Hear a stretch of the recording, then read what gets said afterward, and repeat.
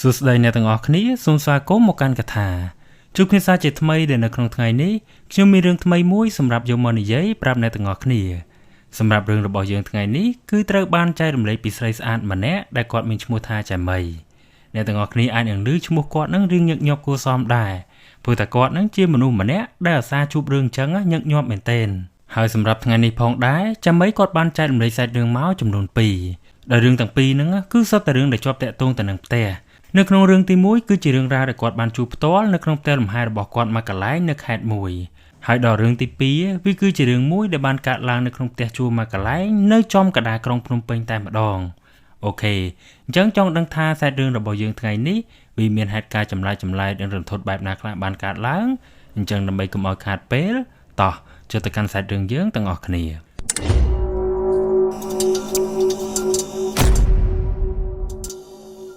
ារឿងរ៉ាវមួយនេះដោយដែលបានបញ្ជាក់ពីខាងលើអញ្ចឹងគឺវាត្រូវបានចែករំលែកពីស្រីស្អាតម្នាក់ដែលគាត់មានឈ្មោះថាចាមីហើយសម្រាប់រឿងទី1នេះគឺវាបានកើតឡើងនៅកំឡុងឆ្នាំ2005ចាមីក៏ថាកាលពីឆ្នាំ2005ហ្នឹងម៉ាក់ប៉ារបស់គាត់បានទិញដីមកកន្លែងនៅខេត្តសៀមរាបដែលទីតាំងដីហ្នឹងវាស្ថិតនៅក្នុងភូមិមួយដែលមានអ្នកភូមិគេរស់នៅធម្មតាទេ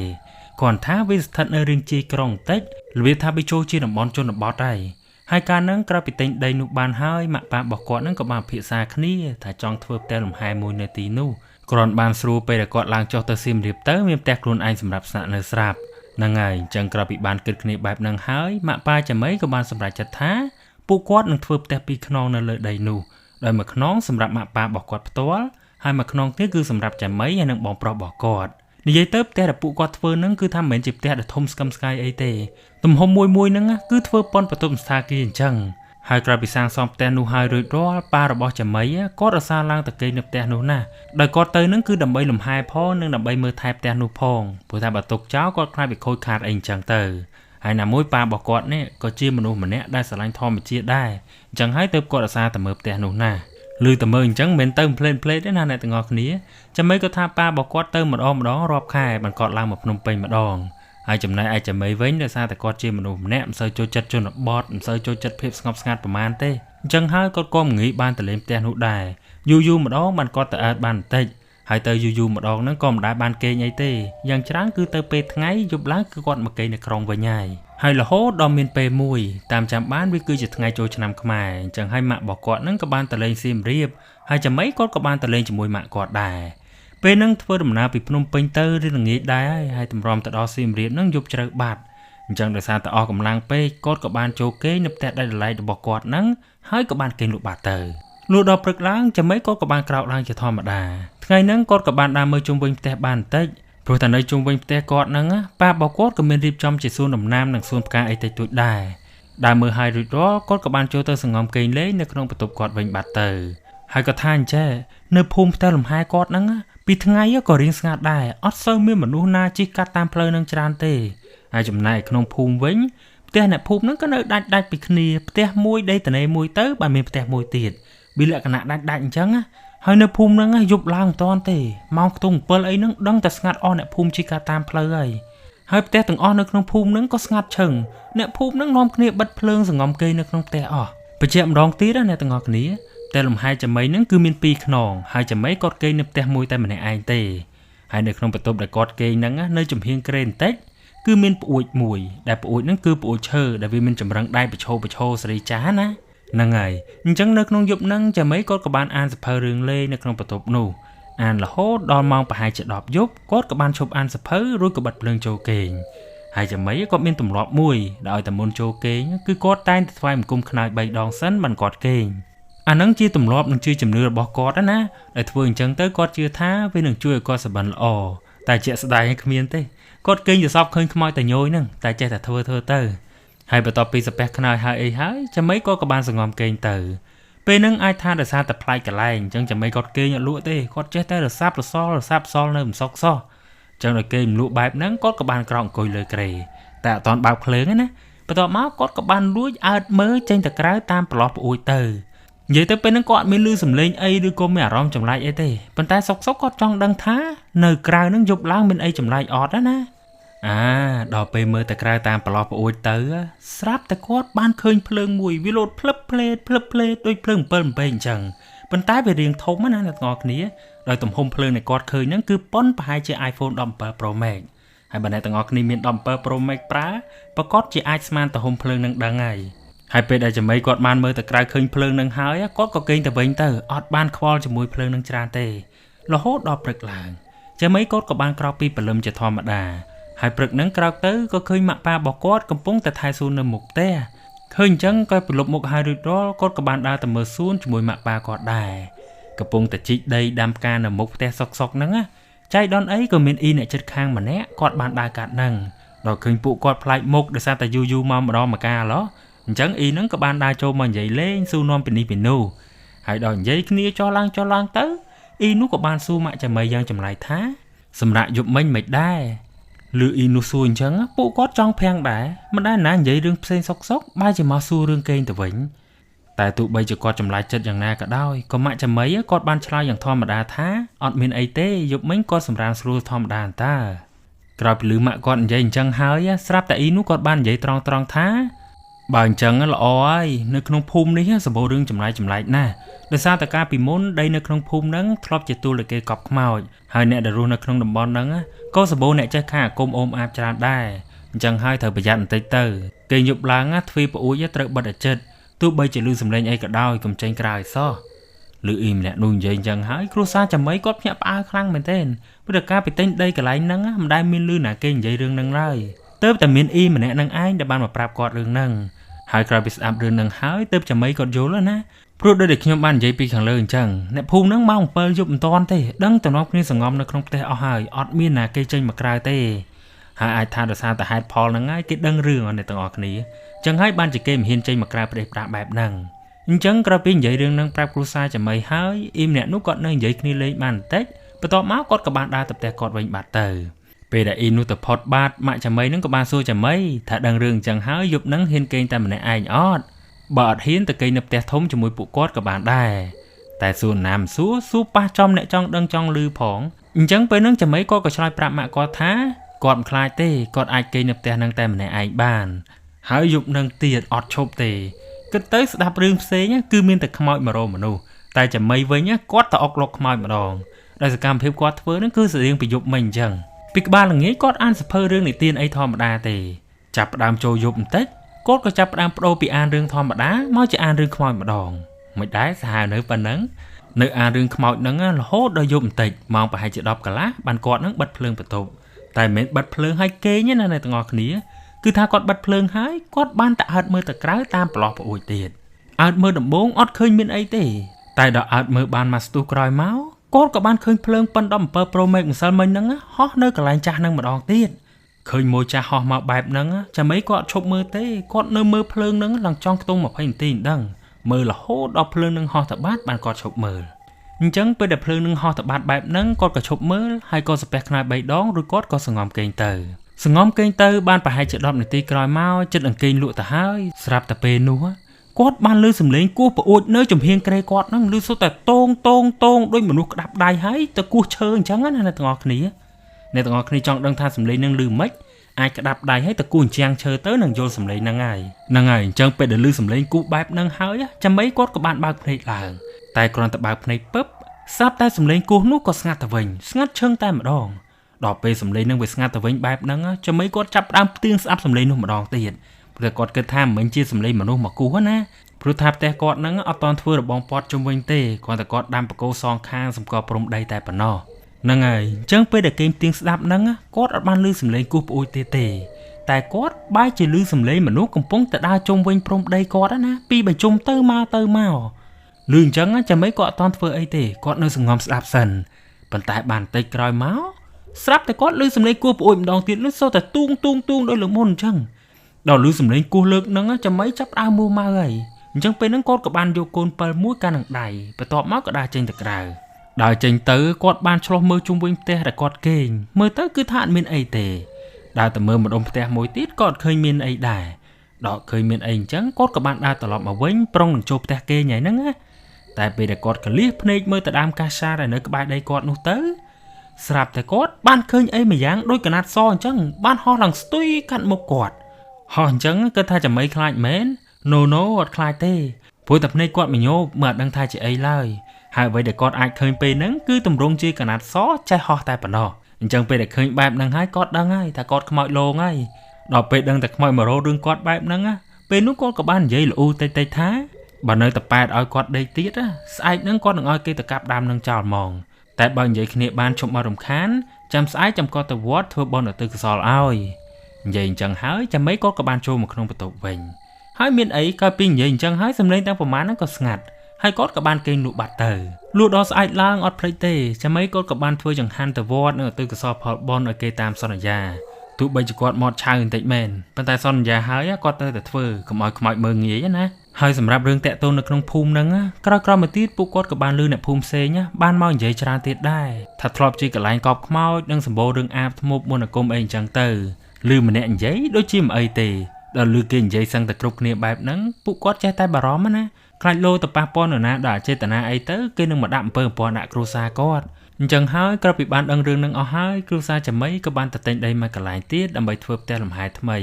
ីហើយផ្ទះលំហែនៅក្នុងភូមិនោះក៏ត្រូវបានទុកចោលមួយរយៈប៉ុន្តែមិនមែនចោលតែម្ដងទេយូរម្ដងប៉ាគាត់ក៏បានទៅមើលខ្លះដែរគាត់ថាមិនបាននៅថែទាំសម្អាតឲ្យស្អាតដូចលើកមុនឡើយហើយដោយសារតែការដែលទុកផ្ទះនោះចោលឡើងដោះស្មៅពេញបែបហ្នឹងនឹងដល់ថ្នាក់មានអ្នកទៅថប់ផ្ទះគាត់ហើយថាផ្ទះគាត់ជាផ្ទះខ្មោចអីណាទាំងដែលជាក់ស្ដែងផ្ទះគាត់ហ្នឹងនៅធម្មតាសោះអញ្ចឹងរឿងតាក់ទងនឹងផ្ទះលំហែនៅក្នុងភូមិកោបខ្មោចហ្នឹងគឺមានតែប៉ុណ្ណឹងអូខេអញ្ចឹងដើម្បីកុំឲ្យខាតពេលឥឡូវចូលមកដល់រឿងបន្តរបស់យើងមួយទៀតដែលរឿងរ៉ាវមួយនេះគឺវាតាក់ទងនឹងផ្ទះដែរគាត់ថាសាច់រឿងមួយនេះវាមិនមែនកាត់ឡើងទៅលើចាំមីផ្ទាល់ឡើយដែលរឿងនោះគឺគាត់បានឮពីគេដែរទេចាំមីគាត់ថារឿងនេះគឺជារឿងដែលតាក់ទងជាមួយនឹងផ្ទះជួលមួយកន្លែងនៅកណ្ដាលក្រុងភ្នំពេញហើយគាត់ថាផ្ទះដែលមានរឿងហ្នឹងគឺជាផ្ទះមួយដែលមានកម្ពស់3ជាន់ដោយដំបូងឡើយម្ចាស់ផ្ទះហ្នឹងគាត់ធ្វើ3ជាន់អញ្ចឹងគឺទុកសម្រាប់ជួលនៅជាន់ខាងលើព្រោះដោយអ្នកទាំងអស់គ្នាដឹងស្រាប់ហើយនៅភ្នំពេញតែយើងមានដីហើយមិនចេះរកវាអាចនឹងពិបាករស់នៅបន្តិចហើយសម្រាប់ផ្ទះមួយនោះផងដែរចដាឡើងទៅលើគឺគេធ្វើនៅខាងក្រៅអត់ឲ្យលោកឡំជាមួយគ្រួសារគាត់រស់នៅទេដោយម្ចាស់ផ្ទះគាត់រស់នៅជាន់តដីខាងក្រោមហើយជាន់ទី1ទី2ទី3គឺគាត់ទុកជួលអញ្ចឹងទៅហ្នឹងហើយចាំម៉េចគាត់បានបញ្ជាក់ថាសម្រាប់ម្ចាស់ផ្ទះមួយនោះវិញគឺជាអ៊ំស្រីម្នាក់គាត់រៀងចាស់ដែរហើយដែលរៀងរាល់ថ្ងៃហ្នឹងគាត់រស់នៅជាន់ក្រោមជាមួយកូនរបស់គាត់4នាក់ទាំងកូនបកើតនិងកូនប្រសាណាហើយកូនគាត់ទាំងអស់គ្នាហ្នឹងគឺសុទ្ធតែជាអ្នកធ្វើការទាំងអស់កាលហ្នឹងផ្ទះរបស់អ៊ំស្រីម្នាក់ហ្នឹងគឺមានគេជួលឡើងពេញគ្រប់ជាន់ទាំងអស់ដល់ជាន់ទី1មាននិស្សិតស្រីមួយក្រុមជួលនៅជាន់ទី2មាន2អ្នកប្តីប្រពន្ធនៅហើយជាន់ទី3គឺមានបុរសម្នាក់គាត់នៅតែម្នាក់ឯងទេតាមទម្លាប់របស់អ៊ំស្រីម្ចាស់ផ្ទះជារៀងរាល់ខែគាត់តែងតែឡើងទៅយកថ្លៃបន្ទប់ជួលជាមួយកូនរបស់គាត់ជារៀងរាល់ចុងខែតែនៅក្នុងថ្ងៃមួយត្រូវជាថ្ងៃដែលត្រូវទៅយកលុយថ្លៃបន្ទប់ហើយដោយសារតែកូនមិននៅតែធ្វើការអស់អញ្ចឹងថ្ងៃនោះអ៊ំស្រីម្នាក់នោះគាត់ក៏បានឡើងទៅយកលុយតែម្នាក់ឯងឡើងទៅដល់ជាន់ទី1ដែលមានស្រីជួលហ្នឹងគឺគាត់យកលុយបានជាធម្មតាឡើងដល់ជាន់ទី2យកលុយអត់បានទេដោយសារតែពីរអ្នកប្តីប្រពន្ធនោះទៅធ្វើការអស់បាត់ហើយអញ្ចឹងបន្ទាប់មកទៀតគាត់ក៏បានឡើងទៅជាន់ទី3បន្តឡើងទៅដល់ជាន់ទី3ក៏ឃើញថាបន្ទប់នោះចាក់សោទ្វារជាប់មិនមាននរណានៅទេអញ្ចឹងពេលហ្នឹងគាត់ក៏បានចុះមកក្រោមវិញទៅលុះដល់ល្ងាចឡើងពេលដែលពីរអ្នកប្តីប្រពន្ធនៅជាន់ទី2នោះមកទៅធ្វើការវិញគេក៏បានយកលុយមកឲ្យអ៊ំស្រីម្នាក់នោះដល់បន្ទប់តែម្ដងបើចាំហត់ឡើងទៅយកឡើយដោយឡែកនៅសល់តែបងប្រុសម្នាក់នៅជាន់ទី3តែប៉ុណ្ណោះអត់ទាន់ឃើញអើពើអីសោះហើយអ៊ំស្រីម្នាក់ហ្នឹងគាត់ក៏អត់ទាន់ទៅទីអីដែរចាំមើលពី3ថ្ងៃទៀតក្រែងលោកគេយកមកឲ្យពេលនោះអ៊ំស្រីម្នាក់នោះគាត់ចាំយកលុយថ្លៃបន្ទប់ជាន់ទី3ហ្នឹងចេះតែចាំបាត់មិនឃើញយកមកឲ្យសោះរហូតដល់ថ្ងៃមួយពេលល្ងាចឡើងអ៊ំស្រីម្នាក់នោះក៏បានឃើញបងប្រុសដែលនៅជាន់ទី3ហ្នឹងមកពីខាងក្រៅឡើងទៅលើឃើញអញ្ចឹងអ៊ំស្រីម្ចាស់ផ្ទះក៏ឆ្លៀតឡើងទៅតាមដើម្បីសួរនាំរឿងលុយថ្លៃបន្ទប់ជួលណាព្រោះថាយឺតជាងមួយអាទិត្យហើយអត់ឃើញផ្ដោតទៅនឹងអីសោះពេលដែលឡើងទៅសួរនាំរឿងលុយថ្លៃបន្ទប់ហើយបរិសម្នាក់នោះក៏ឆ្លើយថាចាំស្អែកចាំគាត់យកឲ្យដល់ពេលស្អែកឡើងអ៊ំស្រីម្នាក់នោះចាំទៀតនៅតែមិនឃើញយកមកឲ្យហើយគាត់ក៏បានឡើងទៅទៀតឡើងទៅបរិសនោះក៏និយាយថាសូម3ថ្ងៃទៀតគាត់នឹងយកទៅឲ្យនៅខាងក្រោមតែម្ដងមិនបាច់ឲ្យអ៊ំស្រីម្ចាស់ផ្ទះហ្នឹងហត់ឡើងមកយកទេកាលហ្នឹងអ៊ំស្រីម្ចាស់ផ្ទះហ្នឹងគាត់ចាំទៀតចាំរហូតដល់3ថ្ងៃកន្លងផុតទៅហើយក៏នៅតែមិនឃើញបរិសម្នាក់ហ្នឹងយកលុយមកឲ្យសោះពេលហ្នឹងគាត់ចាប់ផ្ដើមខឹងណាទាំងអស់គ្នាព្រោះតែបងប្រុសម្នាក់ហ្នឹងនិយាយកលិចជាមួយគាត់ណាអញ្ចឹងដល់ចិត្តក្តៅអ៊ំស្រីម្នាក់នោះក៏បានឡើងទៅទីម្ដងទៀតហើយបញ្ជាក់ផងដែរទៅលើកហ្នឹងគឺគាត់ទៅពេលថ្ងៃត្រង់ហើយទៅតែម្នាក់ឯងទេឡើងទៅដល់លើគាត់ក៏បានគោះទ្វារបន្ទប់នោះទៅបរិសម្នាក់នោះក៏ចេញមកបន្ទាប់ពីបងប្រុសម្នាក់នោះចេញមកហើយអ៊ំស្រីម្ចាស់ផ្ទះក៏បានសួរនាំរឿងលុយណាខាងកាលបានយកឲ្យគាត់ថ្ងៃនេះថ្ងៃនោះរហូតឥឡូវលើសឡើងចង់កន្លះខែទៅហើយនៅតែមិនទាន់ឲ្យទៀត និយាយអញ្ចឹងហើយអ៊ំស្រីម្នាក់នោះគាត់ក៏បានស្រែកខ្លាំងព្រោះតែគាត់រៀងខឹងដែរបន្ទាប់មកគាត់ក៏បានចូលទៅយកអីវ៉ាន់បរិសម្នាក់នោះបោះចេញមកក្រៅហើយគាត់ក៏បាននិយាយតាមកំហឹងថាបើអត់លុយឲ្យគាត់ទេចេញពីផ្ទះគាត់ទៅគាត់ត្រូវការជួលឲ្យអ្នកផ្សេងទៀតពេលហ្នឹងអាចថាបរិសម្នាក់ហ្នឹងទ្រាំលេងបានហើយអញ្ចឹងពេលនោះគាត់ក៏បានចាប់ដៃអ៊ំស្រីម្នាក់នោះចូលបន្ទប់ហើយក៏ដាល់មុខគាត់ 4-5 ដៃតាមអារម្មណ៍ដែលខឹងណាវាយអ៊ំស្រីម្នាក់នោះឡើងរៀងសង្អល់ហើយបរិសម្នាក់នោះក៏បានច្បាច់កអ៊ំស្រីម្នាក់ហ្នឹងរហូតដល់ផុតទៅហើមទៅហើយដោយសារតែសម្លាប់អ៊ំស្រីម្នាក់នោះហើយបរិសម្នាក់នោះគាត់ភ័យពេកអញ្ចឹងគាត់ក៏បានយកខ្សែទៅចងទៅនឹងចម្រឹងបង្អួចរួចក៏ចងកសម្លាប់ខ្លួនស្លាប់ទៅជាមួយអ៊ំស្រីម្ចាស់ផ្ទះនឹងដែរទៅរហូតដល់ល្ងាចឡើងឯណោះពេលដែលកូនអ៊ំស្រីម្ចាស់ផ្ទះនឹងត្រឡប់មកពីធ្វើការវិញគាត់មិនឃើញម្ដាយនៅផ្ទះអញ្ចឹងគាត់ក៏បានដើររកនឹងសួរអ្នកជិតខាងណាតែសួរនាំគេហើយដើររកជុំវិញផ្ទះហើយអស់ហើយក៏នៅតែមិនឃើញដល់រកមិនឃើញបែបហ្នឹងពួកគាត់ក៏បានឆែកកាមេរ៉ាមើលឆែកទៅក៏ឃើញថាអ៊ំស្រីម្នាក់នោះគាត់បានឡើងទៅលើតែអត់ឃើញចុះមកវិញទេដែលសង្ស័យខ្លាចតែមានរឿងអីពេលនោះកូនរបស់គាត់ក៏បានឡើងទៅតាមដល់ឡើងទៅដល់លើទៅពួកគាត់បានឃើញម្ដាយរបស់គាត់នេះបានស្លាប់បាត់ទៅហើយបរិសម្នាក់ដែលនៅជាន់ទី3ហ្នឹងក៏បានចងកស្លាប់ដូចគ្នា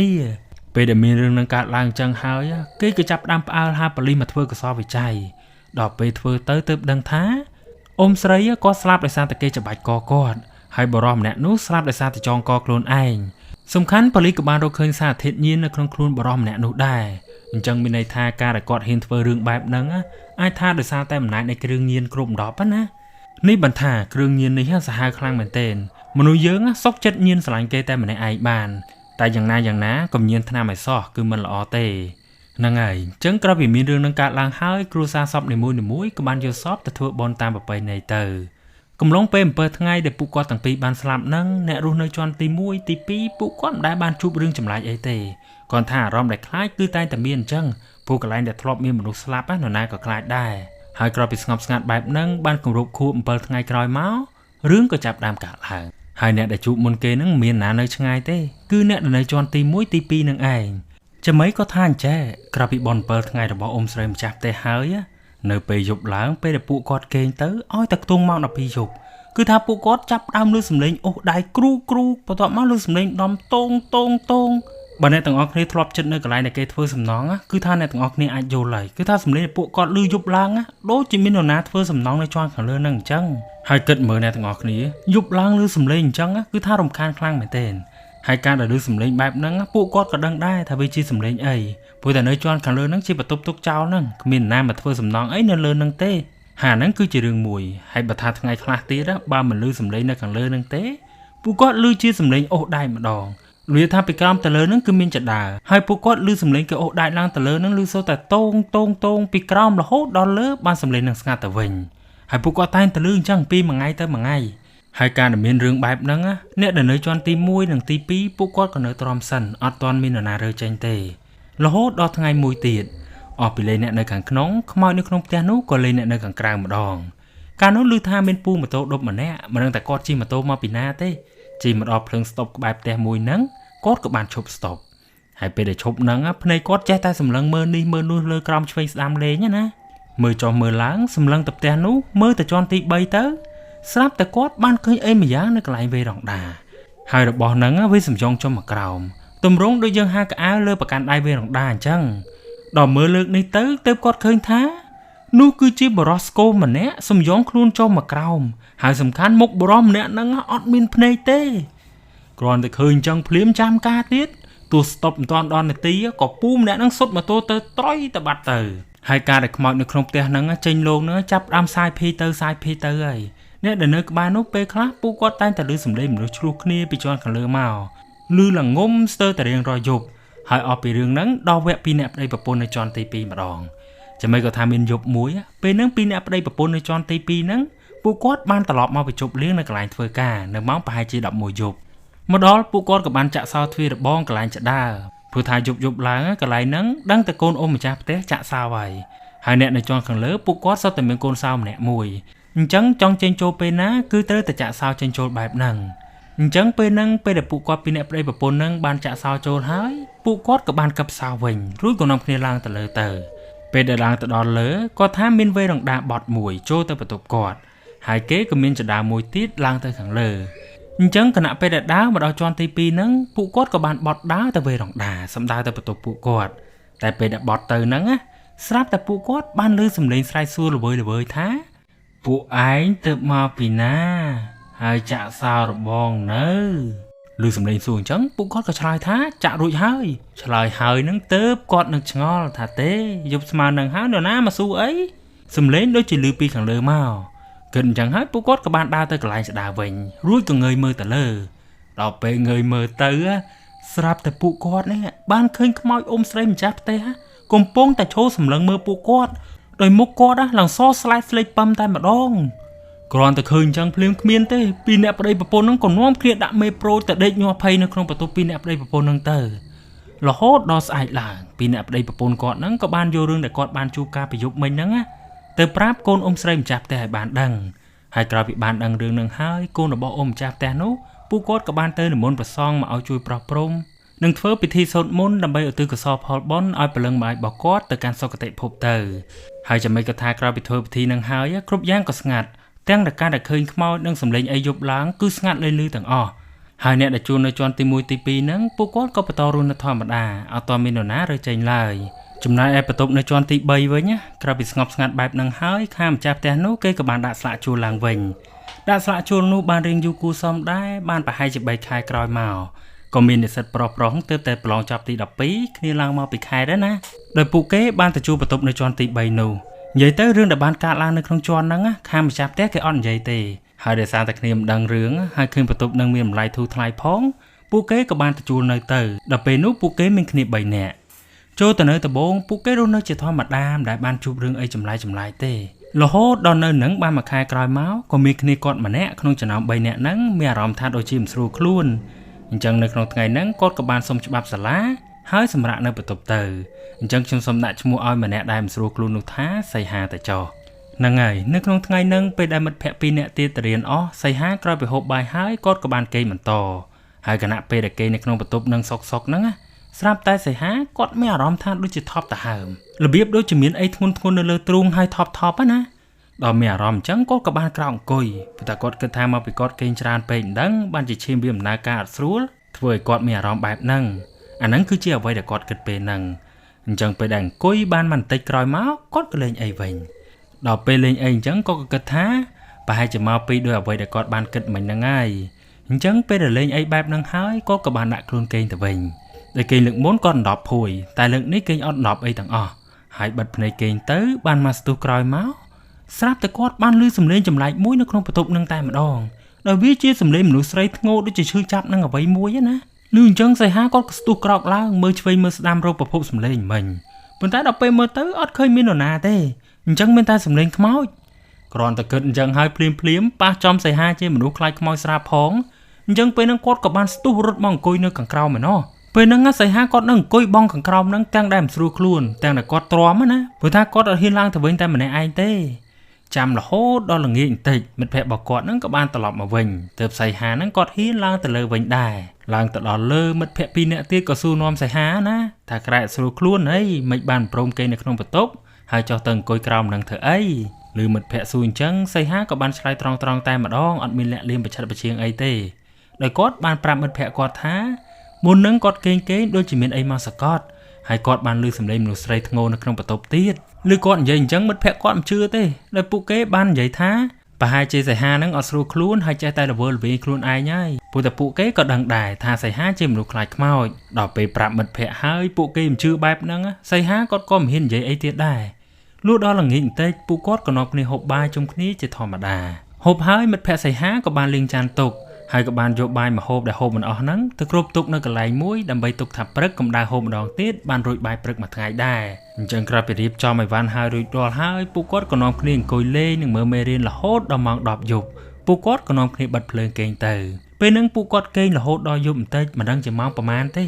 ស្រាប់តែពេលនោះសីហាក៏បានឮសំឡេងដូចជាមានអ្វីម្យ៉ាងកំពុងតែរើចានឆ្នាំងក្រោកនិយាយទៅដំបូងហ្នឹងសីហាគាត់ឮមុនគេព្រោះតែនៅក្នុងក្រុមសីហាគាត់គេល្វីសជាងគេអញ្ចឹងពេលដែលឮសំឡេងបែបហ្នឹងហើយសីហាគាត់ក៏បានបើកភ្នែកមើលហើយពេលដែលមើលទៅស្រាប់តែគាត់បានឃើញដូចជាមនុស្សម្នាក់ដៃជើងវែងហើយឡើងស្គមកំពុងតែអង្គុយចោងហោងហូបបាយម្ហូបដែលសល់ដែលពួកគាត់បានគ្របទុកនោះ ឃើញពេលហ្នឹងសៃហាគាត់បានគិតដល់រឿងខ្មោចអីទេគាត់គិតថានោះគឺជាចោរអញ្ចឹងភ្លាមគាត់ក៏បានដាស់គ្នាគាត់ឲ្យភ្ញាក់អញ្ចឹងពេលដែលសៃហាដាស់បែបហ្នឹងគ្នាគាត់ក៏ភ្ញាក់ហើយពួកគាត់ក៏នាំគ្នាក្រោកឈរដើម្បីត្រៀមខ្លួនណាបន្ទាប់ពីឈរត្រៀមខ្លួនហើយរួចរាល់គ្នាគាត់ម្នាក់ក៏បានស្រែកសួរថាណាគេហ្នឹង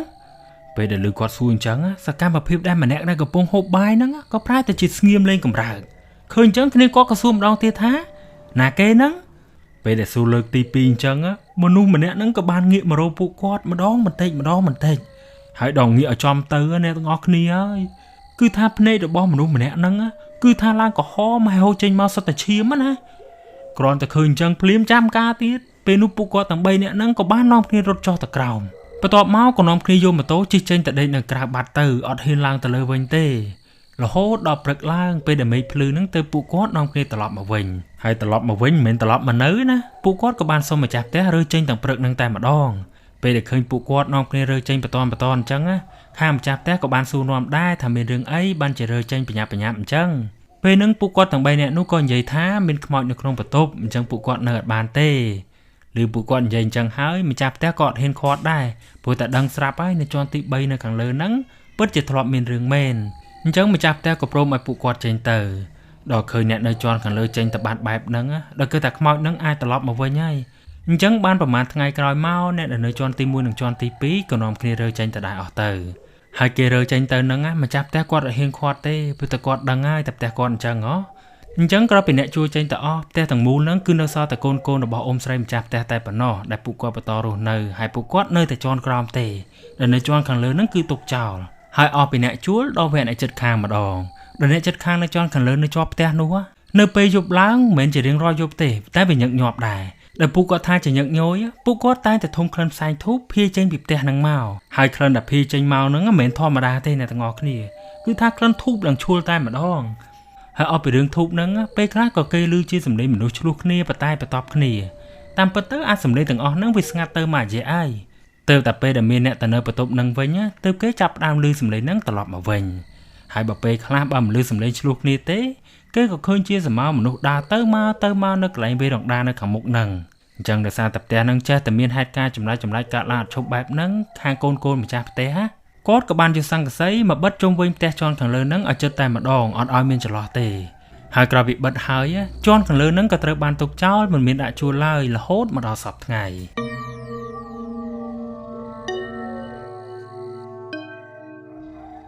អូខេអ្នកទាំងអស់គ្នាអញ្ចឹងរឿងរបស់យើងថ្ងៃនេះគឺមានតែប៉ុណ្្នឹងទេហើយអ្នកទាំងអស់គ្នាក្រោយពីស្ដាប់រឿងនេះហើយតើអ្នកទាំងអស់គ្នាយល់យ៉ាងណាដែរកុំភ្លេចជួយ comment ប្រាប់ខ្ញុំម្នាក់មួយផង